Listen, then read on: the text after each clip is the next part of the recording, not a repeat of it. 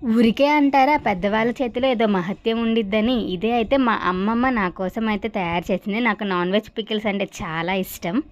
బయట చికెన్ పచ్చడి, ఇంట్లో చేసిన చికెన్ పచ్చడిని పోలిస్తే ఎంతో వేరియేషన్ ఉంది టేస్ట్‌లో. చెయ్యడం కూడా పెద్ద ప్రాసెస్ ఏం కాదు. ముందు చికెన్‌ని బాగా నీసు వాసన పోయేదాకా కడుక్కొని, తర్వాత దానిని బాయిల్ చేసుకొని, ఫ్రై అయితే చేసుకొని పక్కన పెట్టుకోవాలి. ఇది ఫ్రై అయ్యేలోపు మనమైతే ఈ వీడియోలో చూపిస్తున్న మసాలా దినుసులన్నీ వేసేసి మిక్సీ అయితే పట్టుకోవాలి. ఇది నేను మా అమ్మమ్మ దగ్గర నేర్చుకున్న చిన్న టిప్ అనమాట. లాస్ట్‌లో ఉప్పు వేసి కరగడానికి టైం పట్టిద్దని అల్లం వెల్లుల్లి పేస్ట్‌లోనే ఉప్పు వేసి కొంచెం కొంచెం వాటర్‌గా పోసుకొని పేస్ట్‌ని అయితే తయారు చేసుకుంది. తర్వాత అల్లం వెల్లుల్లి పేస్ట్‌ని గోల్డెన్ కలర్ వచ్చేంత వరకు బాగా వేయించుకోవాలి. ఆ వేయించుకున్న పేస్ట్‌లో ఫ్రై చేసుకున్న చికెన్ ముక్కలు, కారం, ముందుగా రెడీ చేసుకున్న మసాలా పొడిని కూడా వేసేసుకోవాలి.